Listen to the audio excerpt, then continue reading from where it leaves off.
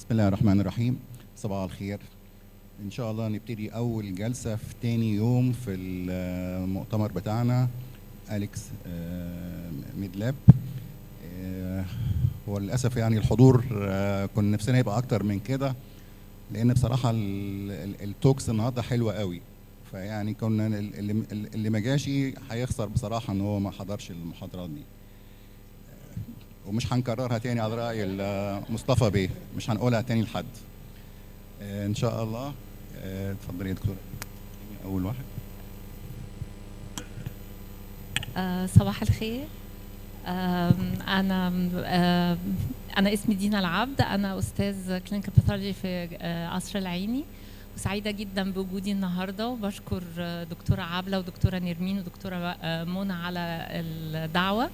ودايما مؤتمر اسكندرية بيبقى قريب جدا من قلبي، وطبعا ليا الشرف ان انا ابقى قاعده مع دكتوره علا والدكتور صلاح والدكتور مصطفى، فده شرف كبير قوي ليا، وان شاء الله يعني مؤتمر موفق. و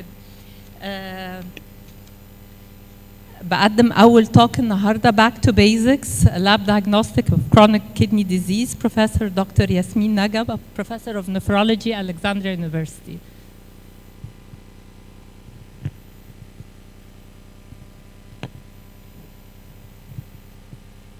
الدعوة الكريمة. يعني أنا يمكن هوصل النفرولوجيست فيو على الدايجنوزس of CKD. You all know that CKD is defined as abnormalities of kidney function present for more than 3 months, وغالبا classify them by cause, GFR category and albuminuria category, so we rely on estimated GFR and albuminuria. And CKD is rising worldwide. Its impact on mortality is rising worldwide. It's expected that in 2040 it will be the 5th cause of death worldwide because it increases the risk.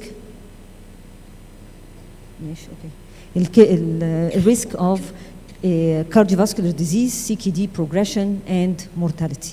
But only very few patients are aware of their CKD status. Only 6% in the general population and only 10% in the general in high-risk population are aware of their CKD status. And actually, CKD is becoming one of the elements that fulfill the WHO screening criteria as more treatment options are available. Screening in the general population is still not recommended, and although it maximizes detection, it's not cost effective. But actually recent evidence in a new study that just last year that with the introduction of sodium glucose cotransporter 2 inhibitors, it may become cost effective to screen the general population.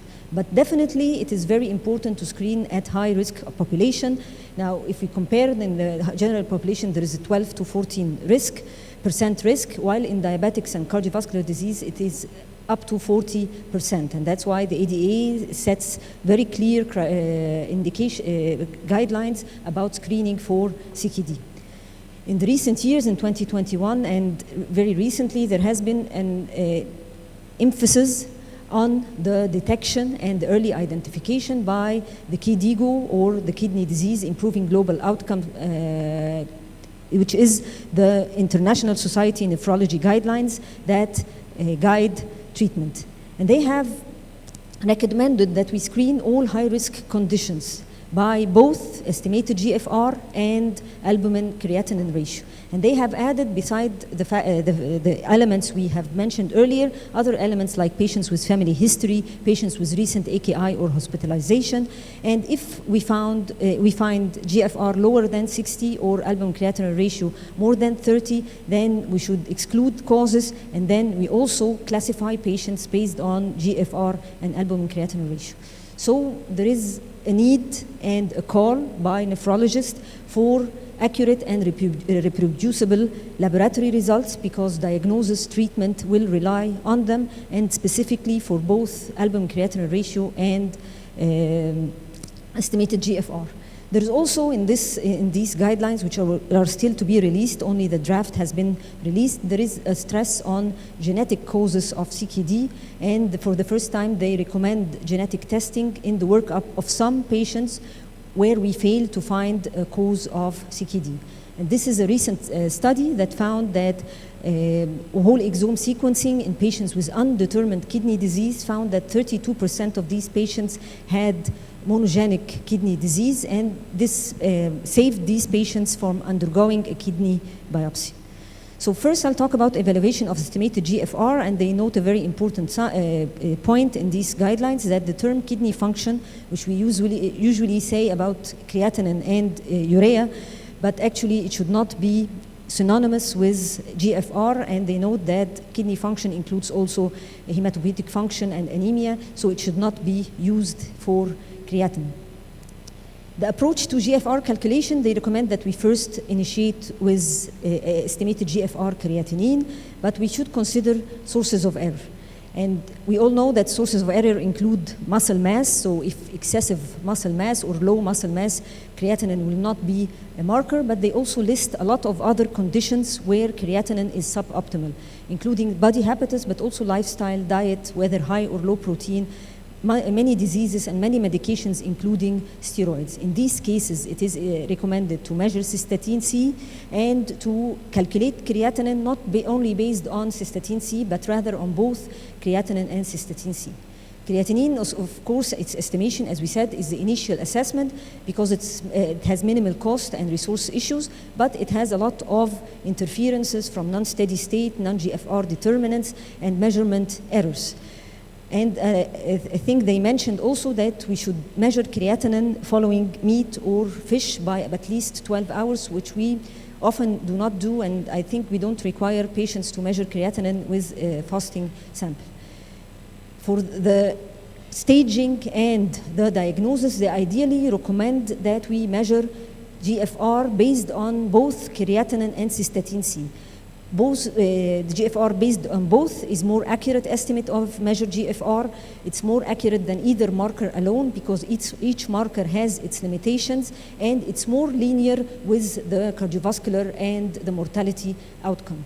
But it has higher cost, and sometimes when patients provide us with two different GFRs, one based on creatinine and one based cystatin, it can cause complexity and confusion. And this is a list of non-GFR determinants of both creatinine and cystatin C, and we notice that creatinine has more non-GFR determinants, but actually they also note that cystatin C is less well established, has been available for smaller time, and it's less well studied, and maybe interferences with it may arise in future years. That's why they recommend that we measure both rather than one. They also note that GFR based on creatinine and cystatin, while it has very strong evidence in ambulatory patients, it has little evidence in many disease conditions, no evidence in many other conditions, with inaccuracy that is proven in patients with advanced liver disease, advanced heart failure, and in patients admitted to the ICU. So it's not also unanimous, it should not also be unanimously used. And in cases where there is discordance in between both, we should maybe rely on creatinine based on both and measure it sequentially, or we should again resort to measured GFR. And by measured GFR, they mean that measuring GFR using plasma or urinary clearance of exogenous filtration markers rather than the creatinine clearance we often use. Timed urine clearance is also mentioned, but it's mentioned only in places where a measured GFR is not available because it is highly prone to error. Ideally should be supervised, the collection of urine should be supervised to reduce the inaccuracy. And they list many points that labs should take care of. The labs should implement the laboratory standards of care. I'm not going, of course, to mention these. I know that you know them better than me, but I'm going to mention 2 points that we should report GFR, even if we're just measuring creatinine. Most labs only report GFR if we only are measuring cystatin C, and that we should, the lab should also mention which formula was used. So the most commonly used now is the CKD EPI 2021, and which markers are used, because patients often measure both creatinine and cystatin C, and we are given the GFR estimate, but we don't know whether it is GFR creatinine, GFR cystatin C alone, or GFR based on both. Creatinine measured, as we all know, is mainly made by Jeffy, and Jeffy method or the calorimetric method has many interferences, and it was shocking for me to know that up to 20% of the creatinine measured may be because of interferences rather than actual creatinine, but also enzymatic method has its interferences, and although again cystatin C is supposed to have less interferences, but actually again it's less well studied and more interferences may arise in the future. Which equation to use? They do not give us the recommendation for a specific equation. They say that we should use any of the validated GFR estimating equation, but they also recommend that we have geographical adjustments to this equation, because equations that are validated in the same population eliminate sources of variation and sources of error. And this is a list of the equations they deem that they are enough valid. As we said, the most commonly accepted now and the most commonly widely used is the CKD EP21. But again, geographical adjustment is needed. Worldwide variation is present because of socio-demographic and ethnic makeup of each population. And they found that when certain countries applied a factor to adjust the CKD epi equation, like China, Japan, and Pakistan, it gave better performance in their population, and they recommend that each country or each region develops its own specific modifications. I tried to find any modification for Egypt or the MENA area, the Middle East, North Africa region. I did not find any, but there was an effort by Al-Minya University to create an equation, and I think this is something that should take precedence in Egypt to study and to compare to the measured GFR. Evaluation of albuminuria is very important. It has been put in the guidelines since the KDIGO 2012 criteria, because albumin is the principal component of urinary protein in most kidney diseases. It has strong relationship to outcome. Even at normal levels, it has linear relationship to cardiovascular outcome and mortality, and assays to measure albumin are more precise, but it continues to be underutilized, and there is suboptimal standardization in most labs. And they recommend, although we usually tell the patient the best sample is a second morning sample, they actually recommend the first void with recommending albumin creatinine ratio as the test of choice.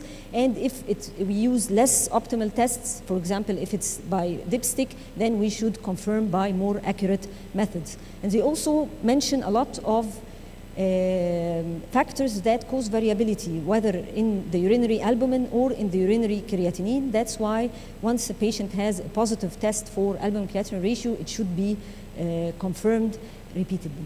So although they state that the accurately timed 24-hour specimen is the reference test, but it is difficult to control the correct 24-hour urinary collection, and that can be a source of error. First morning void, they deem it the preferred sample because it correlates well with 24-hour urinary albumin, and it has low intra-individual variability, and it's also required to exclude orthostatic or postural proteinuria. Random urine sample, they think, is acceptable if first morning void sample is available, for example, in patients who have nocturia. In adults, as we said, they recommend that we measure albumin because it is more sensitive to glomerular pathology and other systemic disease, and it's relatively standardized. But in children, it's more preferred to measure total proteins, because the majority of CKD patients in pediatric age have actually urologic abnormalities where tubular proteinuria will be higher. Again, they give guidance to clinical laboratories about freezing and storing samples, and they note that sources of error in albuminuria is very high and can exceed 60% in some patients. And they note also that current commercially available assays are not standardized. Most of them are not standardized. And they note something that was eye-opening for me, that high concentrations of glucose can interfere also with the creatinine measurement in the urine, which can produce significant errors in albumin creatinine ratio. And there has been interest because a sodium glucose co-transporter acts by excreting more glucose in urine, and there has been recent studies, one last year and one this year, about the impact of this interference with the measurement of albumin, albumin in urine with the use of SGLT2 inhibitors is part of the marvelous response to SGLT2 inhibitors actually because of interference, and how does it affect the follow-up of the response? How would it affect our prescription? It's still unknown. How do we interpret this? We put the patient based on his GFR and his albuminuria in one of these boxes in the heat map to identify the darker the color, the higher the risk for cardiovascular disease, cardiovascular mortality, and CKD progression. This heat map is also used for treatment. It's used for the frequency of follow-up. So it's very important to put the patient in the correct stage. And also, we should not alarm patients, and again, this was very important, that we should not alarm patients about small increases or decreases in creatinine or in albuminuria. They actually mentioned that the clinically significant ones are change in estimated GFR by more than 20%, or more than 30% in patients who are initiating hemodynamically active therapies like RAS blockers and SGLT2 inhibitors. And if there is doubling of albumin-creatinine ratio, less changes should not alarm the patient, and the patient should continue follow-up. There's also a movement from basing our risk on GFR and albuminuria alone and basing it on risk prediction models. And there is the most widely used is the kidney failure risk equation, in which we put sex, age, the albumin-creatinine ratio, and the GFR, and it calculates the risk, and it has been validated in patients with CKD stage 3 to 5. And there are also disease-specific prediction equations that the guidelines recommend that we use. And this picture shows that we should transition from thinking about the GFR to thinking about the risk. So based on the risk, approximately patients in stage 3 have a kidney failure risk of more than 3 to 5% in 5 years. GFR less than 30, they have approximately a risk of more than 10% in 2 years. And patients with GFR of less than 20, they have a risk of more than 40% in 2 years. And these are the validated risk equations.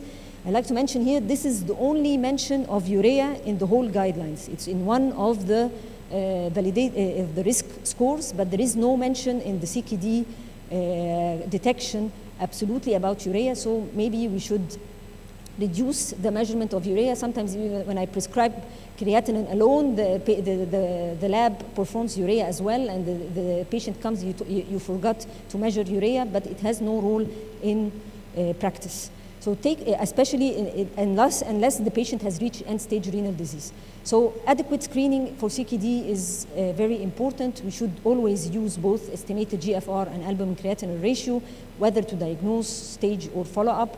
We should always implement the laboratory standards of care to ensure accuracy and reliability, and we should use validated equations, also document them, and I think we need really for local or regional equation or modification. Thank you.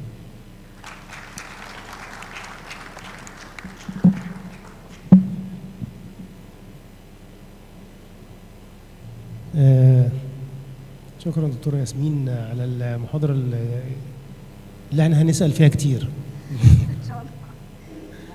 في حد عنده أي سؤال قبل المحاضرة التانية؟ اتفضل يا فندم.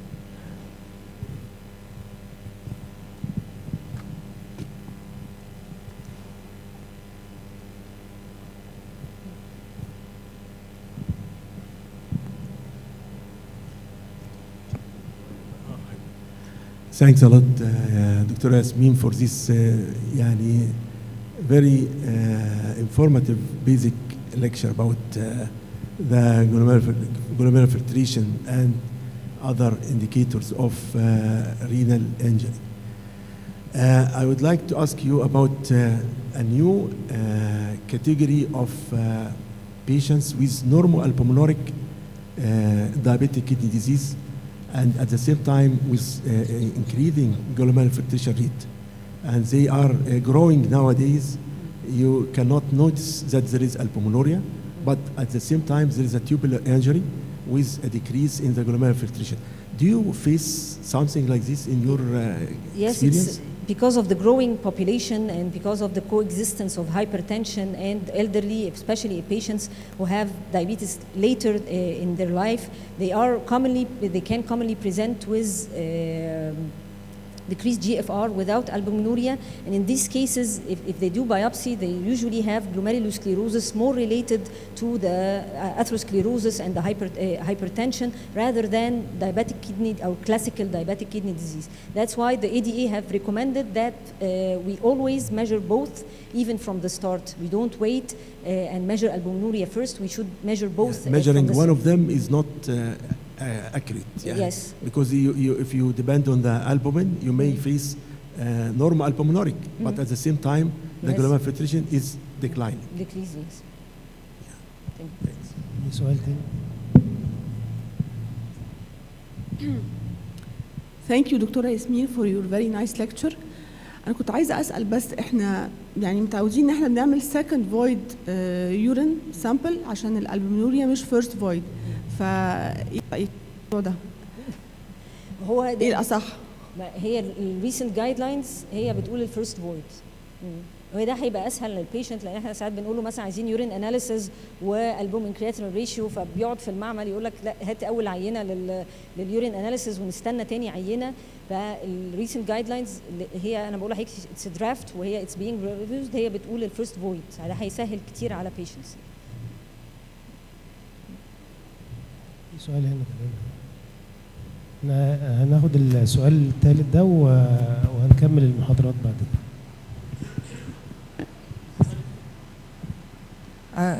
Yasmin, thank you so much. يعني an excellent lecture and better than any clinical pathologist اتكلمت على اللاب so well. بس الحته اللي quite difficult to do for us as clinical pathologists الحته بتاعت respecting the geographical effect هنعملها ازاي دي؟ it's very complicated. عندنا different age groups و different sex وهنغير الايكويشن ازاي؟ هنغير الايكويشنز بان احنا يعني يبقى في افورت بين، وده الايديال، يا اما افورت بين كذا كونتري في المينا ريجن لان احنا قريبين من بعض، يا اما حتى في مصر ان احنا كذا جامعه ونبدا ان احنا نكومبير للميجر جي اف ار نوت ذا كرياتين كليرنس، ونبدا نشوف هل السي كي دي ابي 2021 without modification احسن ولا هنحتاج ان احنا نعمل موديفيكيشن. ده اللي عملوه في الصين وفي باكستان وفي اليابان، وهم لقوا يعني بقى في موديفيكيشن فاكتور ادد للسي كي دي ابي فور الانهابيتنتس اللي في الاريا ديت، ولقوا ان هو احسن كتير، وعشان كده يمكن شالوا الريس انه حتى البلاكس اللي في امريكا غير البلاكس اللي في افريكا، فالريس نفسه مش مشكله قد ما البوبيليشن والانفايرمنتال فاكتورز هي اللي ممكن تفرق. ودلوقتي برضو بقى في وميكست انسستري، فالاحسن هم بيريكومند دلوقتي ان هو يبقى population based احسن من ان هو race based او وده المفروض نعمله، يعني المفروض ان هي يبقى نطالب بيه يعني على مستوى مصر. Thank you. شكرا جدا.